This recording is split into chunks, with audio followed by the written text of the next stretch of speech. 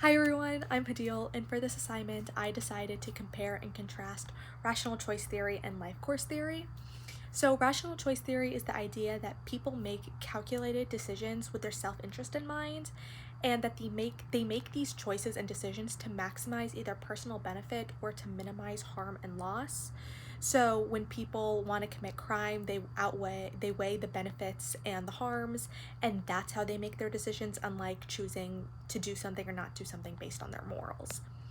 And then life course theory is that crime and criminal tendencies rise and fall over your lifespan. So up until you're about 13, you don't really have any want to commit any crime. You don't have the urge to commit crime. After you become a teenager, that tendency may rise. You might start wanting to ditch school, which is a status offense, or you might want to start drinking, which up until you're 21, that's not allowed. That's still a crime. So that tendency rises in your teenage years, and it stays that way up until you're 25 or 30. That urge to do crime stays that way because you're physically able, your brain isn't fully developed. You might want to do crime in those years, but once you hit 30, your tendency and your want to commit crime dips. So both of these theories are very similar to are very similar in the way that all crimes can relate to these theories. So if we're breaking up crime as personal and property, so like property, larceny, theft, or larceny, robbery, that kind of stuff, and then personal, rape, murder, kidnapping, all those, both rational choice theory and life course theory can relate to these theories in every single capacity, basically. Um, so as for the strengths and weaknesses of these crimes, rational choice theory, to start off with that one, it covers free will. That's a big strength of this one. It really covers free will and basically says that, like, people will do selfish things because they are selfish. That's why they commit murder, that's why they commit arson, that's why they do whatever they do, because they are truly selfish, and that's what will personally bring them the most benefit. They don't really care that much about other people's benefits and other people's losses because they're maximizing their own benefit or reducing their loss as much as they can. So if you lose $10,000 tomorrow, your first thought might not be, well, let me go rob a bank to get those $10,000 back. But someone who is engaging in this theory and or someone who is following this theory would be like, okay, well, I can rob a bank tomorrow because I have the means to, I have the physical ability to, and I have the smarts to rob a bank. So I'm going to rob a bank tomorrow. I'm going to get my $10,000 back. Even though morally that's not what anyone would do, they're not thinking morally, they're thinking what is best for me. So that's what they do. So people do it because they are selfish and not because something is immoral. And that's what I think is the downfall of this theory, because it places people as like either selfish or selfless.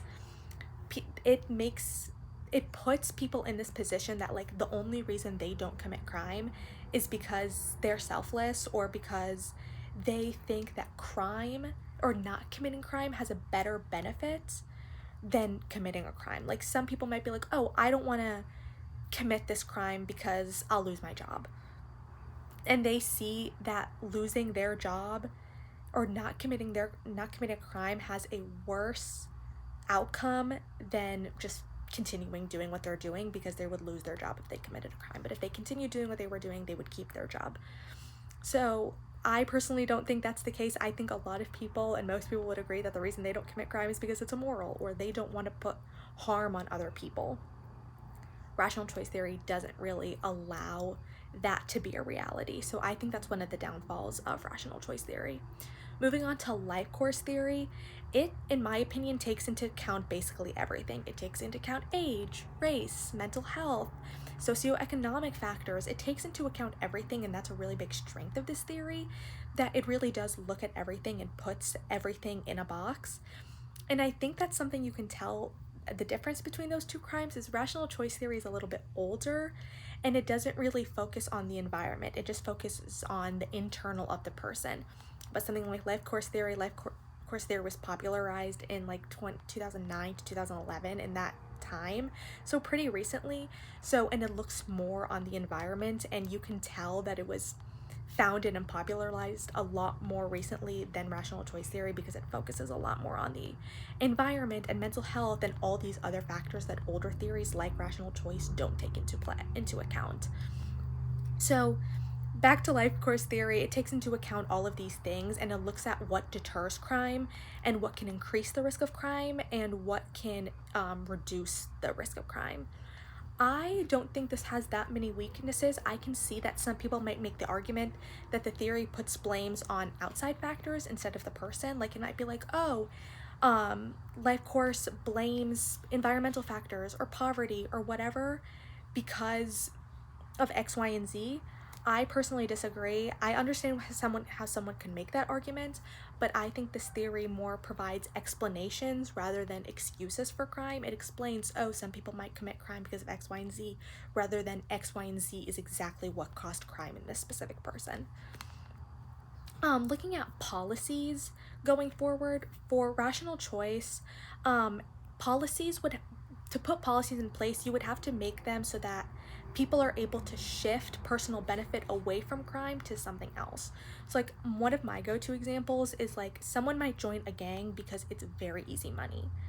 And in an economic situation like how we're in, some people might join a gang just so they can get very, very easy money and very quick money. Instead of having that be the easy money, make more jobs and make jobs pay better. That would be a way for people to, instead of joining a gang, they would get a job and work this job and work the hours that's in this job, which would also keep them out of crime in the future. Life course theory, I personally believe that life course theory, everything would have to change for life course theory to be fully to fully stop crime according to life course theory. You would have to change basically everything. You would have to change jobs, you would have to change healthcare, you would have to change all this stuff, because life course theory, it explains that crime and the reason people commit crimes runs deep. Another example I really like to do is that some people like teenagers, they commit crime because they have nothing else to do. Their school is 45 minutes away, and when they come home, they are in an impoverished area that doesn't have third spaces, and there's no after-school activities offered to them. So what are they going to do? They're going to hang out with their friends, and they might drink, and they might smoke, or they might break into someone's house, or they might set fire to an abandoned building, because who cares in this area that's impoverished where no one really stays very long and there isn't a sense of community? Who cares if they set this building on fire? No one's really going to care. The fire department's going to come, they're going to put the fire out, and everyone's going to move on. Instead of allowing that, you'd have to put third spaces in for students, for adolescents, so they have something to do after school. You'd have to put a school closer so that they're closer to school and they're able to do after school activities without it cutting into 8 p.m. Because if you're 45 minutes away and doing an after school activity, you might be at school until 8 o'clock and you might get home at 9, and then you won't have any time to do your homework. So make after school activities and third spaces like libraries, parks, all these type of places where teenagers can hang out accessible. Along with that, a lot of these teenagers, probably their parents are working late into the night and working multiple jobs. To counteract that, you would have to pay better, have jobs that work less hours for higher pay. And then also with that, housing has to be more accessible, and probably healthcare is probably a factor in this. They might have bills, or they might have a disease that runs in the family, that kind of stuff. Healthcare has to be universal healthcare, universal housing, there has to be higher pay. Society as a whole would have to change for life course theory's reason for crime to be eradicated. So that's what I think. Sorry for the very long video, guys. But yeah, I look forward to hearing everyone's response and watching everyone's videos. It was so nice talking to you guys all semester. Bye.